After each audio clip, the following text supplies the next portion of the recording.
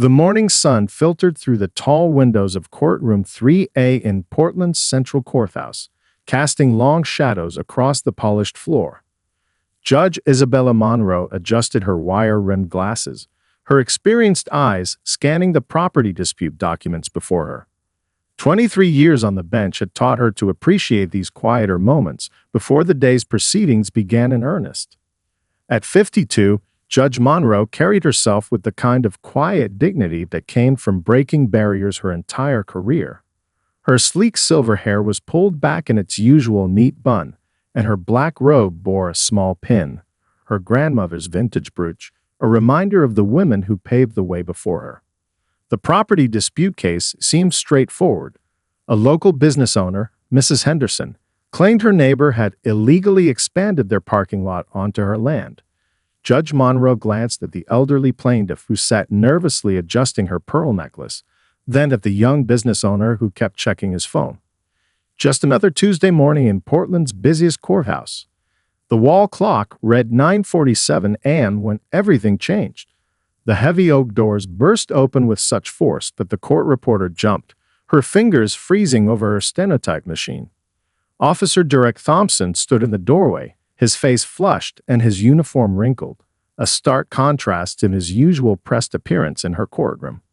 Judge Monroe recognized him from previous testimonies. He'd always been respectful, if a bit rigid, when presenting evidence. But today, something was different. His eyes held a wild look she'd never seen before, and his right hand kept clenching and unclenching at his side. "Officer Thompson," she said calmly, her voice carrying the natural authority that had earned her the nickname the graceful gavel among her colleagues. "This is a private hearing. Please wait outside until you're called." But Thompson wasn't listening. He strode down the center aisle, ignoring the bailiff who stepped forward to intercept him. The morning light caught his badge, sending sharp reflections across the walls as he moved. The gallery of observers began to murmur, phones discreetly emerging to record what was unfolding. "You signed it," Thompson said, his voice trembling with barely contained anger. "You signed that warrant without even asking us for our side." His boots squeaked against the marble floor as he approached the bench. Judge Monroe set down her papers with deliberate slowness. She was acutely aware of Mrs. Henderson shrinking in her seat, of the young business owner now fully engaged in the scene before him, and of her bailiff, Officer Marcus Wright, moving cautiously closer to Thompson. "Officer Thompson, if you have concerns about a warrant, there are proper channels." "Proper channels?" He barked out a laugh that echoed off the high ceiling. "Like the channels you use to authorize an investigation into my entire precinct. Based on what? Some activist complaint." The judge's hand moved slowly toward the silent alarm under her desk, but she didn't press it. Not yet. Her mind raced through de-escalation techniques she'd learned during her early years as a public defender. "Every complaint deserves due process, Officer Thompson. That's the foundation of our legal system." What happened next seemed to unfold in slow motion. Thompson reached the bench, his face now inches from her nameplate. His hand shot out, striking the solid brass plate with such force that it flew across her desk, scattering papers and narrowly missing her water glass. The sound of metal hitting wood cracked through the courtroom like a gunshot. Pin-drop silence followed. Even the usual hum of the heating system seemed to hold its breath. Judge Monroe looked at her displaced nameplate, then at Thompson's trembling form, and finally at the gallery of shocked faces. She could see phone cameras recording, court staff frozen in place, and her bailiff with his hand on his weapon. She straightened her papers, adjusted her grandmother's brooch, and did something that would later be described by witnesses as the moment that changed everything. She smiled. Judge Monroe's smile lingered for precisely 3 seconds before she spoke, her voice carrying the weight of 2 decades of judicial experience. "Officer Thompson," she said, each syllable measured and clear, "you seem to be having a difficult morning." The unexpectedness of her response caught Thompson off guard. His hands, still planted on her desk, began to tremble slightly. Behind him, 4 court officers had silently entered through the side door, responding to the silent alarm she pressed moments before the nameplate went flying. Mrs. Henderson, the elderly plaintiff, clutched her pearls with one hand while filming with her phone in the other. The young business owner had abandoned all pretense of disinterest, his mouth slightly open as he watched the scene unfold. The court reporter's fingers hovered over her stenotype, unsure if she should be recording this unexpected drama. A difficult morning. Thompson's voice cracked. You've just authorized an investigation that could end careers. Good officers, good people, could lose everything. His uniform, usually pristine, was wrinkled and bore coffee stains from what had clearly been a sleepless night. Judge Monroe stood slowly, her 5'8" frame somehow filling the space behind the bench. The morning sun caught the silver threads in her hair, forming what one observer would later describe as a halo of authority. She adjusted her glasses and looked directly into Thompson's eyes. Officer Thompson, I'm going to share something with you that my father, a beat cop for 30 years in Chicago, told me. The personal detail caught Thompson's attention, his rigid posture softening almost imperceptibly. He said that the strongest steel is forged in the hottest fire. Right now, you're standing in a fire of your own making. The gallery remained silent, phone still recording, as Judge Monroe stepped out from behind her bench, an unprecedented move that made her bailiff, Officer Wright, step forward protectively. She raised her hand slightly, stopping him. Your precinct has been accused of serious misconduct, she continued, now standing just feet from Thompson. Instead of trusting the system you've sworn to uphold, you've chosen to burst into my courtroom, disrupt these proceedings, and she glanced at her nameplate lying amid scattered papers, redecorate my desk. A nervous chuckle rippled through the gallery, quickly silenced by Officer Wright's stern look. Thompson's face flushed deeper, a vein pulsing in his neck as the reality of his actions began to sink in. What happens next is entirely your choice, Judge Monroe said, her voice softer but still carrying to every corner of the suddenly cramped-feeling courtroom. The 4 court officers behind you are ready to take you into custody. I have every right to hold you in contempt, file assault charges, and end your career right here, right now. Thompson's shoulders sagged, the fight visibly draining from his body. He turned slightly, seeing the court officers for the first time, their hands resting near their weapons. However, Judge Monroe continued, moving back behind her bench with deliberate steps. I'm more interested in justice than punishment. And justice, Officer Thompson, requires understanding. She picked up her nameplate, running her thumb over the newly formed dent. I'm giving you a choice. You can leave this courtroom in handcuffs, or you can return tomorrow morning at 8 a.m. to begin a different kind of sentence. The silence that followed was electric. Mrs. Henderson had stopped filming, her phone forgotten in her lap as she leaned forward. The young business owner had pulled out his own phone, but Judge Monroe's sharp glance made him quickly pocket it. Officer Thompson stood straight, his training finally kicking in through his emotional haze. What kind of sentence? He asked, his voice barely above a whisper. Judge Monroe sat down, straightened her papers once more, and smiled that same unexpected smile. That depends entirely on what I see in your eyes tomorrow morning at 8 a.m. Officer Wright, please escort Officer Thompson out. Mrs. Henderson, she continued, turning to the stunned plaintiff, I apologize for the interruption. Shall we continue with your case? The evening sun cast long shadows through Judge Monroe's chamber windows, painting orange stripes across stacks of legal briefs and family photos. She stood at the window, watching news vans circle the courthouse like patient vultures. Channel 8's youngest reporter, Taylor Martinez, had been broadcasting live for 3 hours straight, her red blazer a bright spot among the gathering crowd. Isabella, you need to see this, called Judge Robert Palmer from her office couch, his iPad displaying yet another viral video of the morning's incident. 2 million views already. The internet's calling you the calm queen of justice. He chuckled, running a hand through his salt and pepper hair. Wonderful, she replied dryly, turning from the window. That's exactly what I need, a viral nickname. She picked up her grandmother's old teapot, pouring a fresh cup of chamomile. Her hand trembled slightly, the only sign that the day's events had affected her at all. Security footage from 3 different angles played silently on her desktop monitor. She watched Officer Thompson's entrance for the 12th time, studying his body language, the wild look in his eyes, the coffee stains on his uniform. Something about his desperation nagged at her. The police union's involved now. Palmer continued, scrolling through his newsfeed. They're calling for an emergency meeting. Word is, they're split between defending Thompson and throwing him under the bus. Judge Monroe set down her teacup with a gentle clink. And what's your opinion, Robert? You've been dying to share it all day. Palmer stood, straightening his bow tie, a habit from his prosecutor days. My opinion? You should have slapped him with contempt charges the second he touched your nameplate.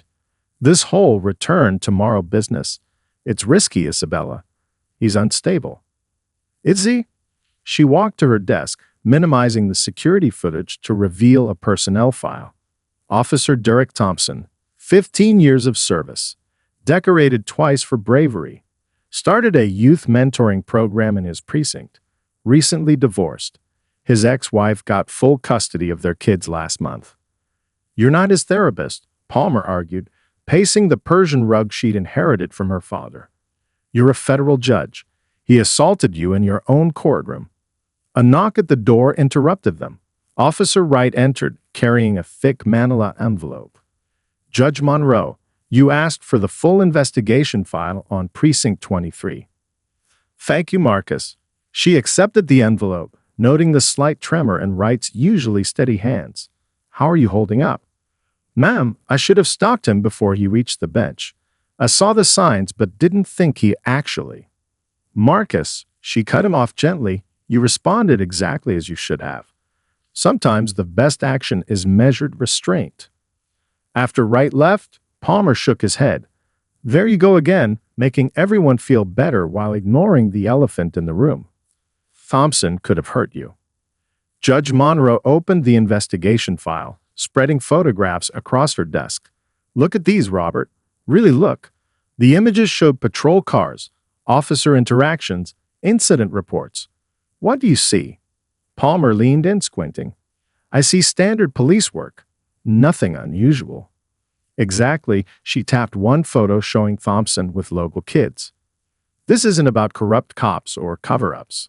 It's about fear. Fear of being painted with the same brush as actual bad actors. Fear of losing everything they've worked for. She gathered the photos, tucking them back into the envelope. Tomorrow morning, Officer Thompson will arrive either humbled or hostile. Either way, he'll find neither an enemy nor an enabler. He'll find a judge who understands that true justice requires more than just punishment. Palmer sighed, reaching for his briefcase. You always did have a talent for seeing the bigger picture. Just be careful, Isabella. Not everyone shares your capacity for forgiveness. As Palmer's footsteps faded down the hall, Judge Monroe returned to the window. The news vans had multiplied, their satellite dishes reaching toward the darkening sky like metal flowers. She touched the dented nameplate on her desk, remembering the look in Thompson's eyes, not hatred but fear. Tomorrow would test them both. At precisely 7:58 a.m., Officer Derek Thompson stood outside Courtroom 3A, his freshly pressed uniform a stark contrast to yesterday's disheveled appearance. The hallway buzzed with whispered conversations and the occasional click of camera phones as passersby recognized him from the viral videos. Ready? Asked Officer Lisa Martinez, his partner of 8 years, straightening his collar with familiar concern. She'd driven him here, refusing to let him face this morning alone. Whatever happens in there, remember you've got people in your corner. Thompson nodded, his throat too tight for words. Through the wooden doors, he could hear muffled movements, the usual morning routine at a federal courtroom coming to life. At 8:00 a.m. sharp, Officer Wright opened the door. She's ready for you, Wright said, his expression unreadable. No phone, no weapon, no badge. The courtroom looked different in the early morning light. Instead of the usual crowd of lawyers, plaintiffs, and observers, only 3 people occupied the space. Judge Monroe at her bench, a court reporter in the corner, and a distinguished-looking man Thompson didn't recognize sitting in the front row. Judge Monroe wore her formal robes, her silver hair catching the sunlight. Her nameplate, still bearing yesterday's dent, sat prominently on her desk. "Good morning, Officer Thompson," she said, her voice carrying the same calm authority as yesterday. "Please approach the bench." Thompson's footsteps echoed in the near-empty room. He stopped at the appropriate distance, years of courtroom testimony guiding his muscle memory. "Your Honor, I." She raised her hand, silencing him. "Before you speak, I want you to meet someone." She gestured to the man in the front row. "This is former Chief Justice Michael Richardson. He retired last year after serving 30 years on the bench. He's also the judge who signed the warrant that ended my father's career in law enforcement." Thompson's head snapped up, surprise breaking through his careful composure. The older man stood, walking to join them at the bench. His kind face bore the deep lines of someone who carried heavy responsibilities. 28 years ago, Judge Monroe continued, "My father's precinct was investigated for misconduct. The investigation cleared most officers, but it uncovered my father's struggle with prescription medications, pills he'd started taking after being shot in the line of duty. He lost his badge, his pension, everything he worked for." She picked up her nameplate, running her fingers over the dent. "I was in my second year of law school when it happened. I was angry, hurt, ready to quit. But Justice Richardson here did something unexpected. He offered me an internship. Best decision I ever made," Richardson said, his deep voice warm with memory. "Isabella learned every aspect of judicial procedure, but more importantly, she learned why we need checks and balances in our system." Judge Monroe set down her nameplate. "Officer Thompson, you're here because yesterday you made a serious error in judgment. The easy response would be to end your career, just as my father's ended. But easy isn't always right." She stood, descending from the bench to stand before him. "For the next 30 days, you'll report here every morning at 8 a.m. You'll shadow me, learning what goes into every decision I make. You'll understand why that warrant was necessary and why your reaction to it was dangerous to everything we stand for in this building." Thompson's eyes widened. "Shadow you? But what about my duties, my precinct?" "I've already spoken with your captain," she replied. "He agrees this is preferable to the alternative. You'll maintain your rank and pay, but your job for the next month is to learn. Consider it a chance to see the justice system from both sides of my bench." She turned to the court reporter. "Let the record show that Officer Direct Thompson's contempt charges are suspended pending completion of this alternative sentencing program." Looking back at Thompson, she added, "Unless, of course, you prefer traditional punishment." Thompson stood straighter, something like hope flickering in his eyes. No, Your Honor. I accept your terms." "Good," she said, returning to her bench. "Then let's begin with today's first case. It's about a housing dispute that on the surface seems quite simple. But as you'll learn, Officer Thompson, very few things in this courtroom are as simple as they first appear." The morning air felt different from Judge Monroe's side of the bench. Officer Thompson sat in a high-backed leather chair beside her, watching as she reviewed case files for the day ahead.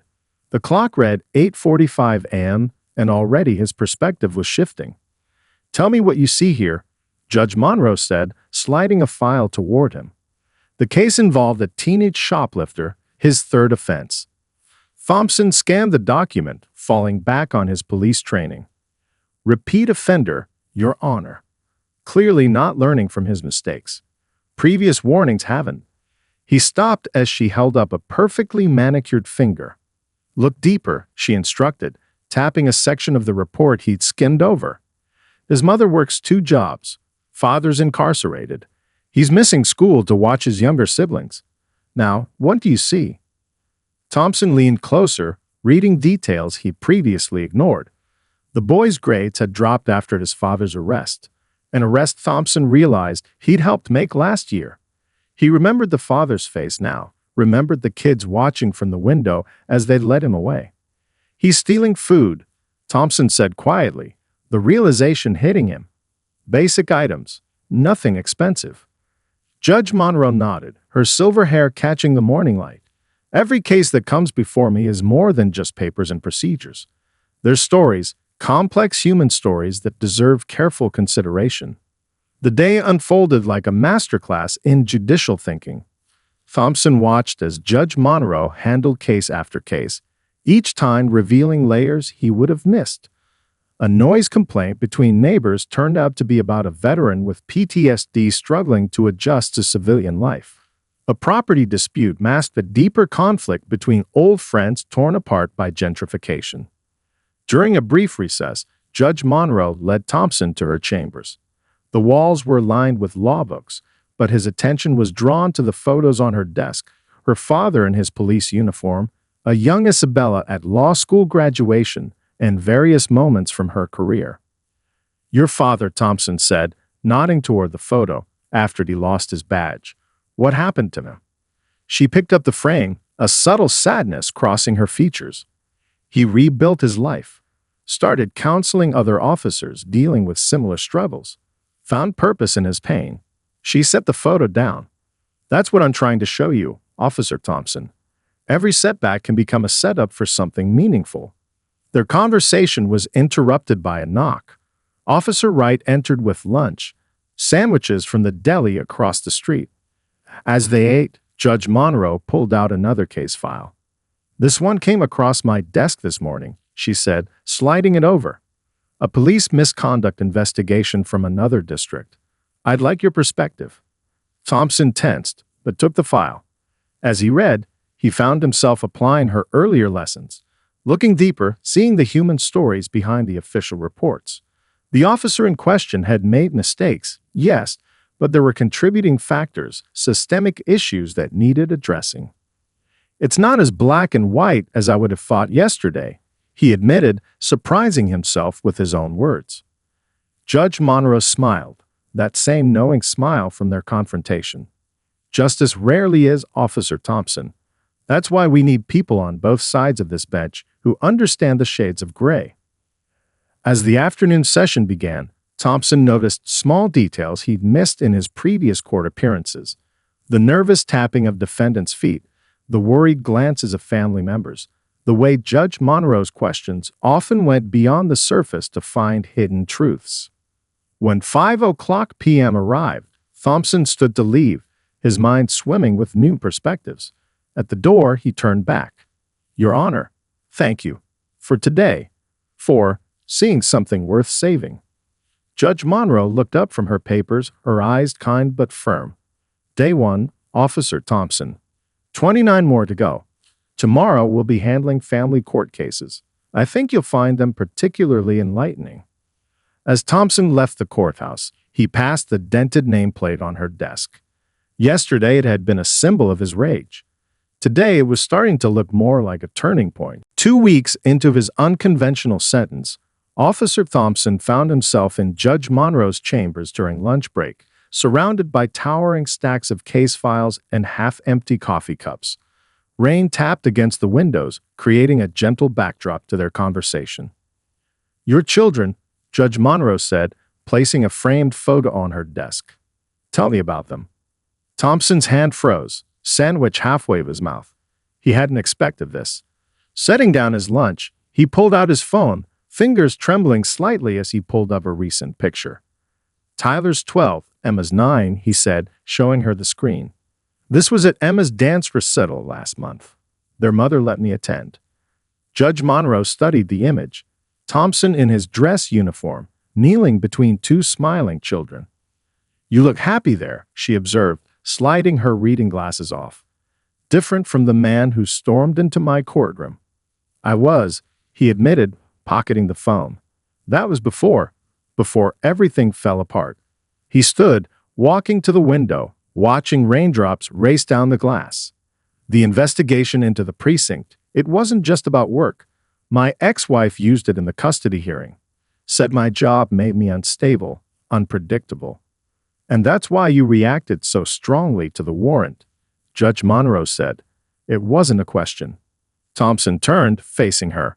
"I'd already lost my family. The thought of losing my badge too." He trailed off, noticing for the first time a small origami crane on her desk. "Did you make that?" She picked up the paper crane, a slight smile playing in her lips. "My father taught me," said folding paper helped calm his nerves after tough shifts. She stood, joining him at the window.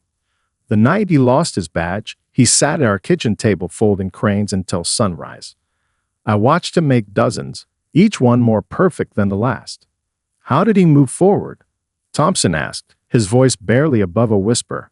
"One day at a time," she replied, placing the crane in his hand. "He started by admitting he needed help. Then he helped others who needed the same. The man who lost his badge became greater than the man who wore it." Thunder rumbled in the distance as Thompson examined the delicate paper creation. "These past 2 weeks, I've seen things differently. Yesterday, in family court, watching those parents fighting over their kids." He paused, collecting his thoughts. "I saw myself in them.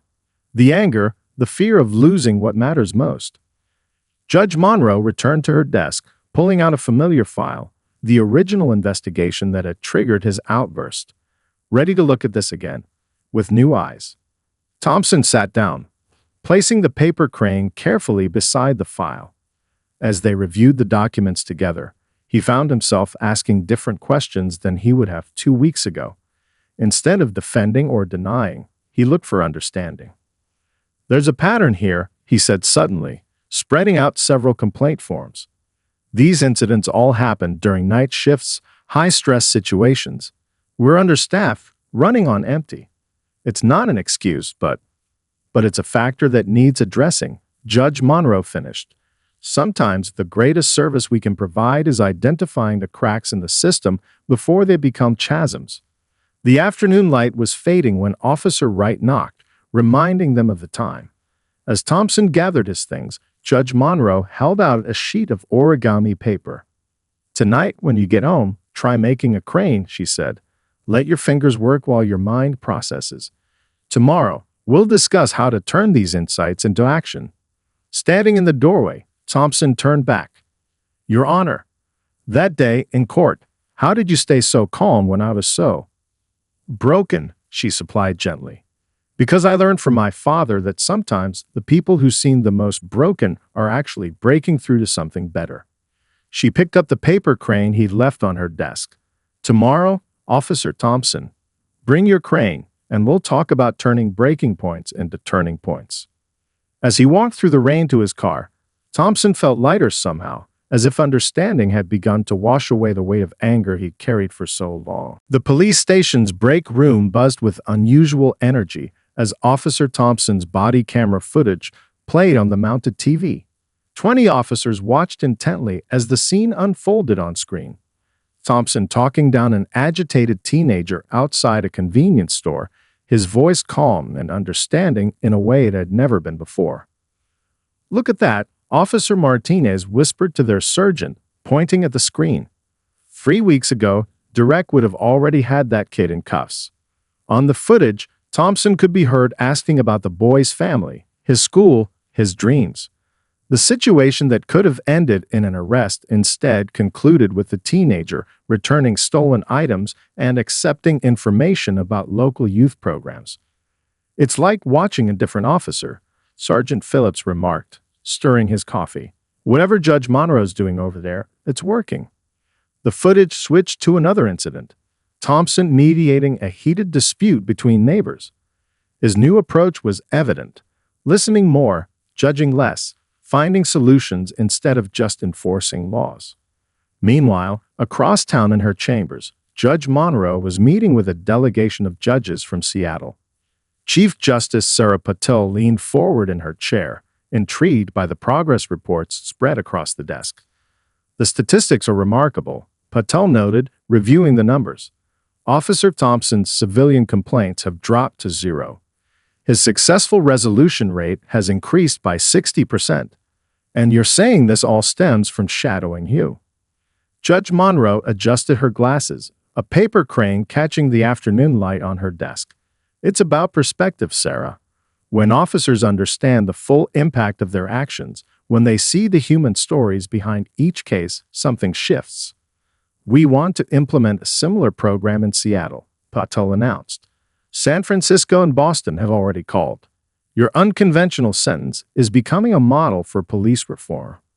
Back at the station, Thompson's partner was reviewing their latest patrol logs.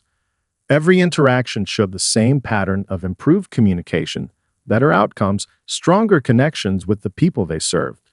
The viral video of his courtroom outburst had been replaced by new viral moments, clips of him playing basketball with local kids, helping elderly residents, building bridges in a divided city. His ex-wife had noticed too. That morning, she called to discuss adjusting their custody arrangement, impressed by the changes she'd seen in him. Their children had attended his community outreach event last weekend, beaming with pride as they watched their father in his new role. Later that afternoon, Thompson sat in on one of Judge Monroe's hearings. A young officer from another precinct stood before her, charged with excessive force. Thompson watched as she employed the same technique she used with him, seeing past the uniform to the person underneath. "Your Honor," Thompson spoke up during a recess, "I'd like to volunteer to mentor you. The way you mentored me." Judge Monroe smiled, that same knowing smile that had started this journey. "Officer Thompson, that's exactly what I was hoping you'd say." She handed him a case file. "His story isn't so different from yours. Sometimes the best teachers are those who've walked the same difficult path." The day ended with a news crew setting up outside the courthouse. The reporter, Taylor Martinez, adjusted her microphone as she prepared to go live. 3 weeks ago, this courthouse was the scene of a disturbing confrontation between a police officer and a judge, she began. Today, it's become the birthplace of a revolutionary approach to police training. Cities across the country are looking to implement what's being called the Monroe Method, a program that pairs officers with judges to build understanding and improve community relations. Inside, Thompson placed another paper crane on Judge Monroe's desk, joining the growing collection. Each one represented a lesson learned, a perspective shifted, a bridge built. "One more week," Judge Monroe said, picking up the newest crane. "Though something tells me you'll still be a regular visitor to this courtroom long after your sentence ends." Thompson nodded, touching his badge, no longer just a symbol of authority, but a reminder of the responsibility to serve with understanding. "Some lessons," he said, "are worth learning for a lifetime." 30 days after his courtroom outburst, Officer Derek Thompson stood before Judge Monroe's bench one final time. The gallery was packed. Fellow officers, local media, and curious onlookers all eager to witness the conclusion of what newspapers had dubbed the gavel that changed Portland. His children sat in the front row, Tyler wearing his father's old police academy t-shirt, Emma clutching a paper crane she made herself. Behind them sat Judge Monroe's father, the former officer whose story had helped bridge two seemingly different worlds. "Officer Thompson," Judge Monroe began, her voice carrying the same quiet authority it had that first day. 30 days ago, you entered this courtroom in anger. Today, you stand here having completed an unprecedented alternative sentence. Would you like to address the court?" Thompson stepped forward, his polished badge catching the morning light. The dented nameplate still sat on Judge Monroe's desk, no longer a symbol of confrontation, but a reminder of transformation. "Your Honor," he started, then paused, looking around the courtroom. 30 days ago, I saw only threats and enemies. I saw a system working against me, against everything I thought I stood for." He reached into his pocket, withdrawing a carefully folded paper crane. "This morning, I watched my daughter make her first crane. As she struggled with the folds, she kept saying, 'Daddy, help me make it perfect.' And I told her what you taught me, that perfection isn't in the final shape, but in the willingness to keep trying, to keep learning, to see things from new angles."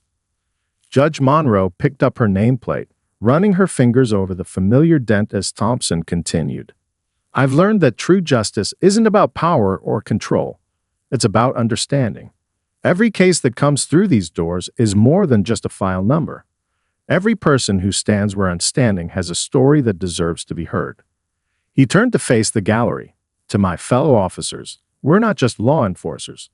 We're part of a larger system that works best when we all understand each other's roles. The badge we wear isn't a shield to hide behind, but a bridge to build trust. Emma waved her crane from the front row, making Thompson smile. My children are watching today. They're learning as I did. That strength isn't in never making mistakes, it's in how we learn from them. He placed his paper crane next to the nameplate. Your Honor, you could have ended my career. Instead, you chose to change it.